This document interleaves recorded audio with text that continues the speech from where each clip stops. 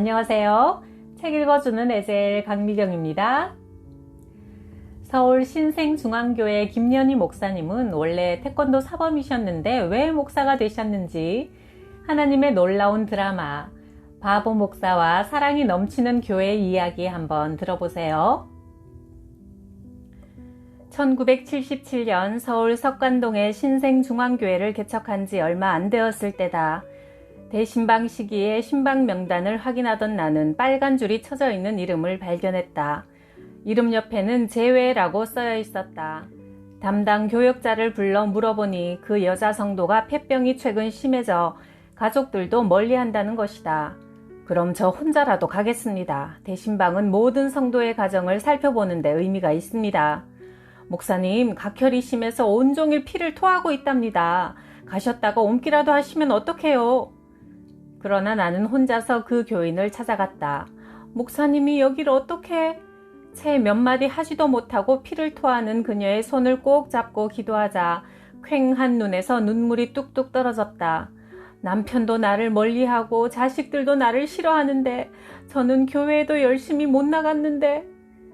나는 다른 가정에서와 똑같은 순서로 예배를 드린 후 조금 더 머물러 그녀를 위로하고 함께 기도했다. 그날의 방문으로 힘을 얻은 그녀는 집에서 꼬박꼬박 새벽 작정 예배를 드렸고 그러다가 병이 호전되어 얼마 후 석관동 시장에서 방앗간을 열 정도로 건강 상태가 좋아졌다. 그런데 그 방앗간을 중심으로 여집사들 몇이 모여 갯돈을 주고받는 계모임을 했다. 폐병이 나은 여성도가 예언 기도를 잘 한다는 모교회 사무를 찾아다니더니 나중엔 교인들의 관련된 예언도 받았다며 현혹시키기 시작했다. 나한테 돈을 주면 기도를 계속 해줄 테니 당신 남편이 사우디로 가서 큰 돈을 벌게 될 거요. 그렇게 이 사람 저 사람에게 돈을 챙겨가지고 사라져버렸다. 몇 개월 뒤 그녀는 다른 곳에서도 비슷한 사기를 치다가 종암경찰서에 체포되었다. 사람이 꼭 병을 고침받고 생명을 연장받는 것만이 복이 아니구나 깨닫게 한 안타까운 경우였다. 한 여성도가 남편과 이혼하고 혼자 어린 딸을 키우며 살아가는데 딸은 중병에 들어 약값이 많이 들었다. 남편은 이혼 직후 미국으로 떠나 연락이 끊긴 상태였고 여성도는 아이스케키라 불리던 얼음과자를 통에 넣고 돌아다니며 팔아서 근근히 살고 있었다. 그녀가 어느 날 나를 찾아와 교회에 피아노 한 대를 바치고 싶다는 것이다. 입에 풀칠하기도 어려운 형편을 뻔히 아니 말리고 싶었지만 그 순전한 마음과 자존심을 헤아리면 말릴 수만도 없는 일이라 결국 나는 그녀와 청량리에 있는 피아노 대리점으로 갔다. 할부로 사면 첫 달 이후의 할부금을 내가 내면 된다고 생각했기 때문이다. 그러나 그녀는 하나님께서 모두 채워주실 줄 믿는다며 방긋 웃었다. 나는 그녀의 간절한 두 가지 기도 제목을 놓고 열심히 기도했다. 하나님, 투병 중인 딸을 고쳐주시고 미국으로 떠난 남편이 돌아와 재결합하도록 도와주옵소서. 그런데 놀라운 일이 일어났다. 다음 달 할부금 날이 돌아오기도 전에 몇 년간 연락이 두절되었던 남편에게서 편지가 왔는데 큰 금액의 수표를 함께 넣어 보내온 것이다. 그 돈으로 피아노 할부금을 다 갚자 이번에는 교회에 차인배를 하고 싶다고 했다. 당시 교회마다 새벽종 대신 차인벨로 새벽기도 시간을 알리는 것이 유행이었고 결국 그녀는 교회에 차인벨을 설치해 놓았다. 그러나 정작 그녀 자신은 겨울이 될 때까지 비닐로 엮은 임시거처를 벗어나지 못하고 있었다. 그러던 어느 날 비닐집에 연탄가스가 새어들어왔다. 이웃집 사람들 여러 명이 그날의 사고로 죽었는데 그녀와 그녀의 딸은 다행히도 목숨을 건졌다. 한참 자고 있는데 귓가에 교회 차인벨 소리가 크게 들려서 잠에서 깨어나 보니 방 안에 매캐한 냄새가 가득했고 그녀는 아이를 업고 밖으로 나와서 기절했다. 그녀가 딸을 데리고 밖으로 나온 시간은 새벽 2시경이라 교회 차인벨이 울릴 시간이 아니었다. 그녀는 하나님께서 가족의 목숨을 구해주셨다며 감사했다. 그 후 그녀에게 반가운 소식이 들려왔다. 미국에 있던 남편이 돌아와 그녀와 아이를 다 데리고 다시 미국으로 들어갔다. 아프던 딸은 미국에서 치료받아 완쾌되었고 남편은 미국 교회의 장로가 되어 화목한 믿음의 가정을 이루었다.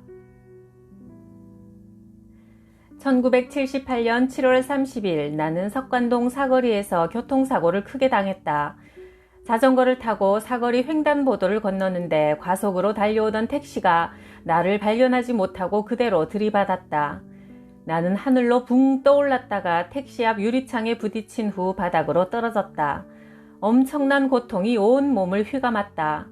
사람들의 소리가 또렷하게 들려왔다. 어머, 어쩜 좋아. 죽었나봐. 택시기사는 축 늘어진 나를 뒷좌석에 태우고 병원이 아닌 자기 회사로 차를 몰았다. 장위동에 위치한 모 운수회사의 차가 멈추자마자 누군가 달려와 야, 이 새끼 또 사고 쳤군! 외치는 소리가 들렸다. 기사는 거짓말을 했다. 이놈이 무작정 뛰어들었어요.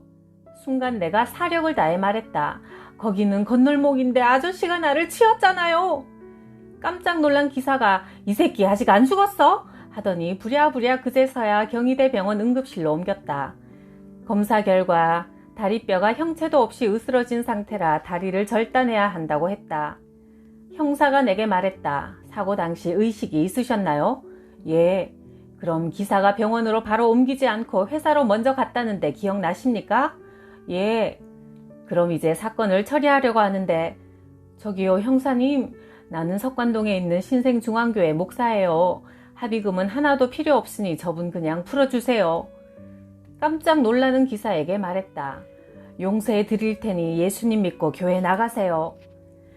다리 자르는 수술이 코앞으로 다가왔다. 하나님 아버지는 결코 나를 버리지 않음을 믿습니다. 결코 나를 버리지 않으실 것을 믿습니다. 두려움, 서러움 등 마음의 아픔과 부서진 다리의 고통이 뒤섞여 정신이 혼미해졌다. 그때였다. 중환자실에 예수님이 찾아오셨다. 찬란하게 흰옷을 입으신 그분이 뼈가 산산이 조각난 내 다리에 손을 얹으셨다. 못자국 난 피 묻은 손이 상처를 지날 때마다 조각난 뼈들이 제자리를 찾아가며 맞추어지기 시작했다. 그러나 그 아픔이 얼마나 컸던지 크게 소리를 지르다 잠에서 깨어났다. 깜짝 놀란 아내가 물었다. 여보, 왜 그래요? 의사를 부를까요? 아니야, 예수님께서 나를 고쳐주셨어. 내 다리를 직접 수술해 주셨다고. 나는 다 나았어. 나는 기쁨의 눈물을 흘렸다. 다음날 아침 수술을 하기 위해 엑스레이 촬영을 했다. 하지만 나는 수술이 아닌 퇴원할 마음의 준비를 하고 있었다. 담당 의사였던 경희의료원 유명철 박사가 병실로 뛰어들어왔다. 목사님, 이런 일은 처음 봅니다. 이미 뼈들이 다 제자리에 붙었습니다. 그런데 이런 일이 정말 처음이라 조금만 더 두고 봅시다. 주치의의 말에 전날의 광경을 목격했던 중환자실의 환자들과 보호자들은 놀란 입을 다물지 못했다. 며칠 뒤 의사는 수술은 안 해도 되지만 뼈와 근육이 제대로 아물도록 깁스를 하라고 했다. 한여름에 깁스할 생각을 하니 눈앞이 캄캄했다. 간호사가 환자가 밀려있으니 일주일 뒤에 깁스를 하자고 했다. 일주일 동안 나는 계속 기도했다. 하나님 아버지, 하루빨리 교회로 돌아가야 하는 제 처지 잘 아시죠? 깁스 안 하도록 이번에도 도와주세요. 뼈가 빠른 속도로 잘 붙어가고 있으니 깁스 안 하셔도 되겠네요. 다리를 자를 뻔했던 나는 하나님의 은혜로 멀쩡하게 퇴원하게 되었다. 나는 불교 가정에서 태어나 교회에는 전혀 관심이 없었다. 어릴 때부터 태권도를 계속 해왔기에 어느 날 같이 운동하는 친구들과 동두천에서 부대찌개 먹으러 가고 있는데 뒤에서 누군가 내 어깨를 톡톡 두드렸다. 예수 믿으세요. 뒤를 돌아보니 뾰족한 코 노란 머리의 외국인이었다. 그는 어색한 한국말로 예수님 이야기를 했다. 예수님은 당신을 사랑하셔서 당신의 죄를 대신 지고 십자가에서 죽으셨습니다. 그리고 다시 살아나셨으니 예수님을 구원자로 믿으시면 천국 가요. 얘기를 마친 그는 소책자 하나를 내 손에 쥐어주고 성큼성큼 멀어져 갔다. 집으로 돌아와 구겨진 소책자를 꺼내 펴보니 요한복음이었다. 읽다 보니 하나님은 도대체 어떤 분일까 궁금해져서 교회에 가보고 싶은 마음이 생겼는데 누구 하나 내게 교회 가자고 하는 사람이 없었다. 나는 용기를 내어 내 발로 월계동 교회를 찾아갔다. 주일까지 기다리지 못해 수요 예배를 시작으로 3주째 예배 때마다 꼬박꼬박 빠지지 않자 목사님이 나를 불러 주일학교 공과책을 주셨다. 이제부터 10계명 주기도문을 외우셔서 좋은 교사가 되세요. 나는 집으로 돌아와 10계명과 주기도문을 외우다가 잠이 들었는데 비몽사몽간에 공중에 크고 시커먼 형체가 나타났다. 직감적으로 언젠가 설교 시간에 들은 마귀 같았다. 그 그 뒤에는 흰 옷을 입은 찬란하게 빛나는 분이 서 계셨는데 예수님인 것 같았다. 그 순간 공중에서 소리가 들려왔다. 너는 누구를 택하겠느냐? 나는 소리쳤다. 마귀는 싫어요. 찬란하게 빛나는 분에게 가겠습니다. 순간 검은 형체는 연기처럼 사라지고 찬란하게 빛나는 그분이 다가와 나를 꼭 안아주셨다. 아버지! 나도 모르게 튀어나온 소리였다. 6살 때 아버지를 잃고 오랫동안 불러보지 못한 이름, 마음에 사무쳐둔 그 이름을 마음껏 부를 수 있다는 게 너무나 좋았다. 아버지! 아버지! 부르기만 해도 마음이 한없이 포근하고 든든해졌다. 교회에서 주일학교 부장으로 청년회장으로 열심히 봉사하니 이전에 그렇게 좋았던 세상의 모든 일이 재미가 없어졌다. 매일 교회와 아이들을 위해 기도했다. 당시 나는 태권도 사범으로 미국에 가려고 준비 중이었기 때문에 내 미래를 위해 미국에 가게 해달라고 기도하기 시작했다. 그런데 마음 깊은 곳에서 또렷한 음성이 자꾸 들려왔다. 목사가 되어라. 너무 놀란 나는 고개를 세차게 흔들었다. 하나님, 평생 운동만 해온 제가 어찌 그 어려운 성경을 가르칠 수 있습니까? 저는 못합니다. 그러자 다시 한번 확실한 음성이 들려왔다. 내가 너를 선택했다. 내가 너와 함께한다. 내가 너를 들어쓰리라. 나는 보잘것없는 나를 종으로 선택해 주신 하나님께 감사드리며 기도를 마쳤다. 그러나 눈을 뜨고 현실로 돌아오자 하루에도 몇 번씩 두 마음이 충돌했다. 신학교에 가야 해. 아니야, 미국 가서 태권도 사범을 해야 해. 그러던 중 마음속 번민에서 잠시 도망치고 싶어 친구들과 주말 여행을 떠났다. 숙소에서 괴로운 마음으로 기도하다 잠이 들었는데 갑자기 누군가 나를 세차게 흔들어 깨웠다. 야, 김연희, 눈 좀 떠봐. 부스스 일어나니 친구들이 내 주위에 빙 둘러앉아 있었다. 야, 너 밤새도록 울며 불며 아버지를 찾았다가 이상한 외국말을 했다가 난리도 아니었어. 너 때문에 우린 한 잠도 못 잤다. 기억 안 나? 여행에서 돌아온 나는 짐을 내려놓자마자 교회로 달려갔다. 4일간의 부흥회에 참석하고 마지막 날 잠자리에 들었는데 저쪽 끝에서 환한 빛이 비치더니 주님이 걸어오셨다. 아버지! 하고 부르며 그 품에 안기자 주님은 내 등을 쓰다듬어 주시며 말씀하셨다. 너는 사명을 받아 감당하라. 그 말씀이 끝나자마자 끝도 없이 긴 기차가 기적을 울리며 내 앞에 멈춰 섰다. 기차에 기관석이 비어 있었는데 주님이 손수 기차의 문을 열고 기관사 자리에 나를 앉혀주셨다. 이 기차의 기관사가 되어라. 나는 처음 보는 기차의 기관사가 되어 기차를 출발시켰다. 기차는 커다란 기적 소리를 울렸고 나는 그 소리에 잠에서 깼다. 나는 너무나 생생한 그 꿈을 되새기며 그제야 내 인생의 결정권이 나에게 없음을 인정하고 그 자리에 엎드려 주님께서 명령하신 길을 따르겠다고 기도했다.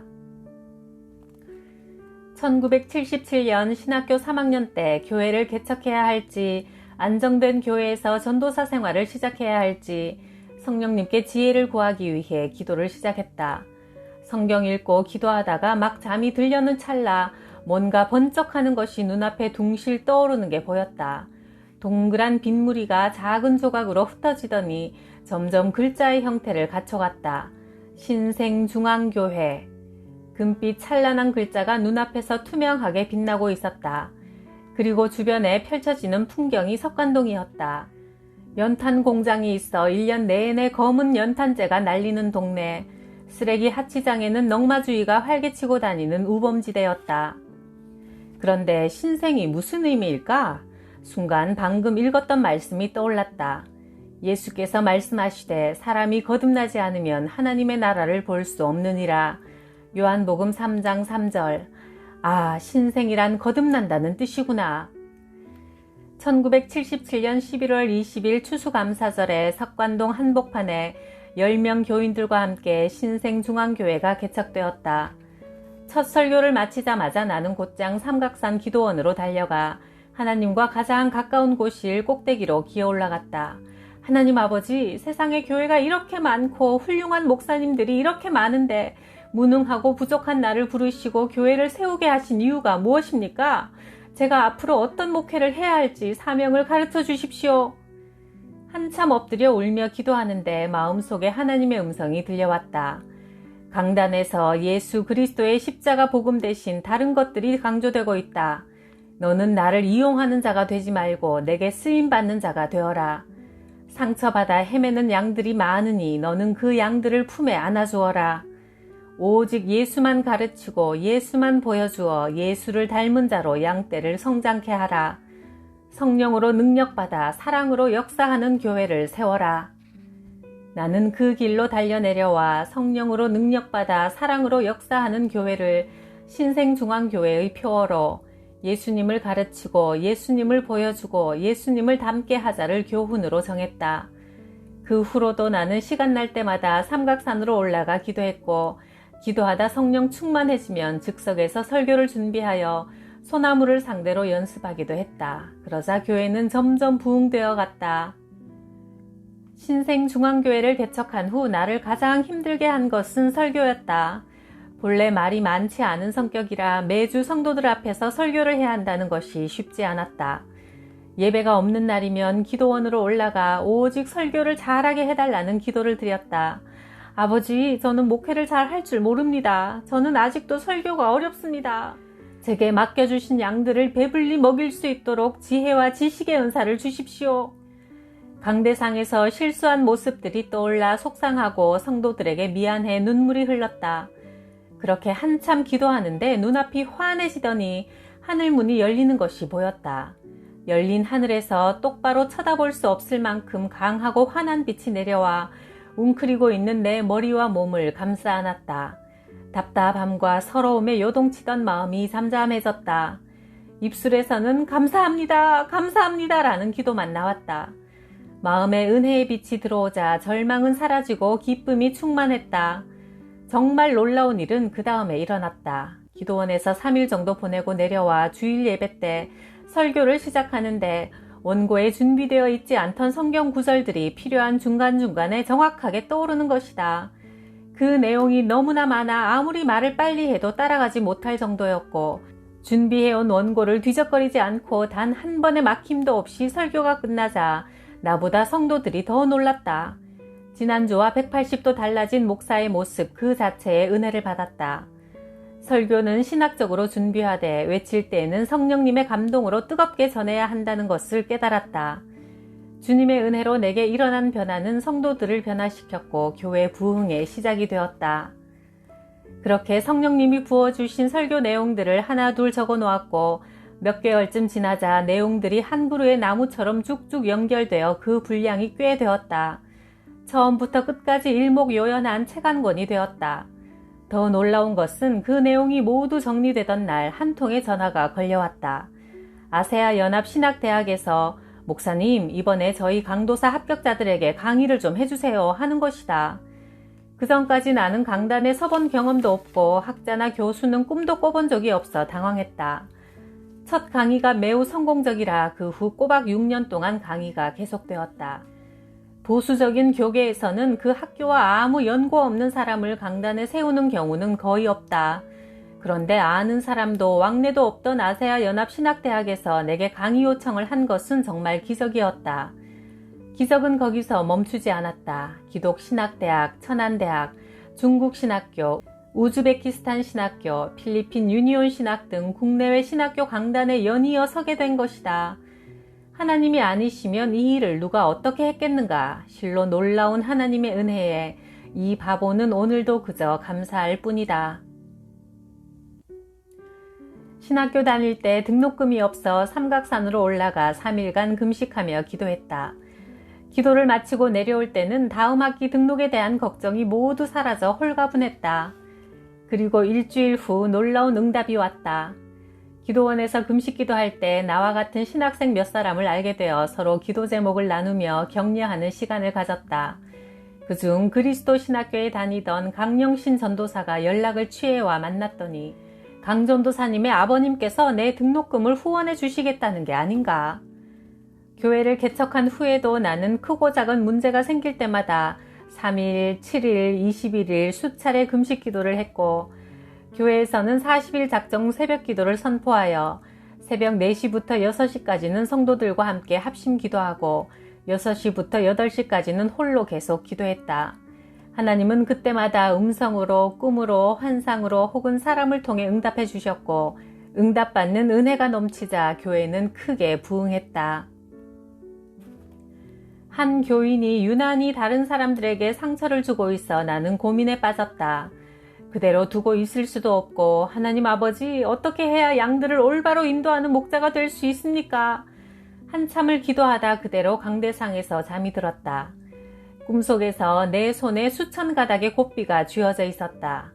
앞을 바라보니 예배당 안에 온통 양들이 가득하고 내 손에 쥐어진 곱비는 그들 하나하나와 연결되어 있었다.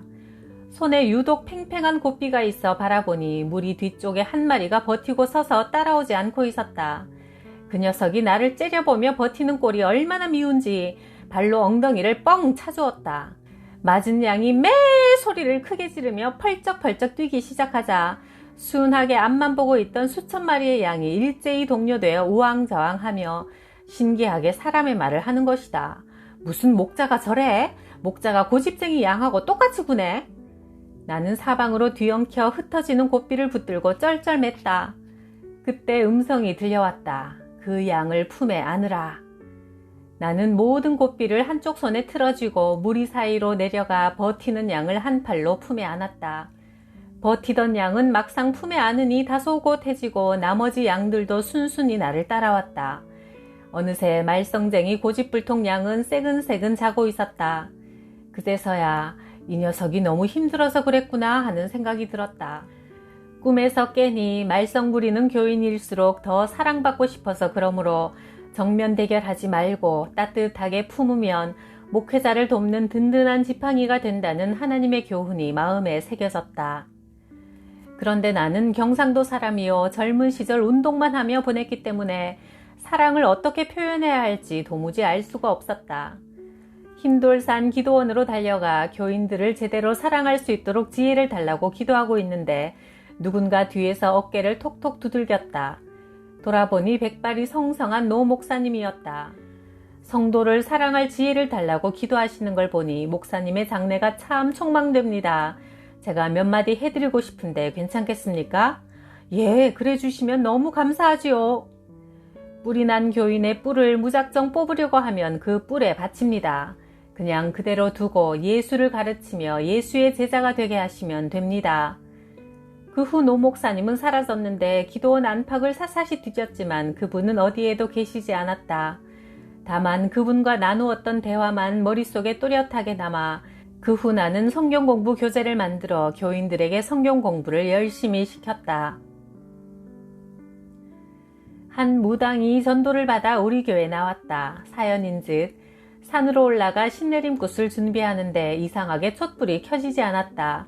쭉 늘어놓은 촛불에 초를 켜고 굿을 시작해야 하는데 중간까지는 불이 잘 붙다가 마지막 초에 불을 켜는 순간 모두 꺼져버리는 것이다. 함께 올라간 다른 무당은 부정을 탔다며 낯빛이 변하는데 그녀에게 어디선가 너는 내가 택한 내 백성이라는 소리가 들렸다. 그녀가 망설임 없이 짐을 꾸려 산을 내려오다가 우리 교회 집사님을 만나 사연을 이야기하게 되었고 함께 교회로 온 것이다.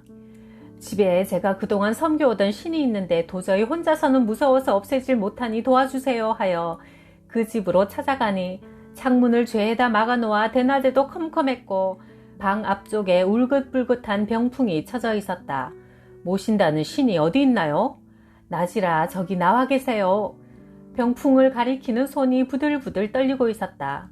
병풍을 들추자 병풍 뒤에는 KFC 치킨점 마스코트 할아버지와 똑같이 생긴 마네킹 하나가 서 있었다. 우습기도 하고 기가 차서 멍하게 바라보고 있으니 무당이 바들바들 떨며 뒤에서 물었다.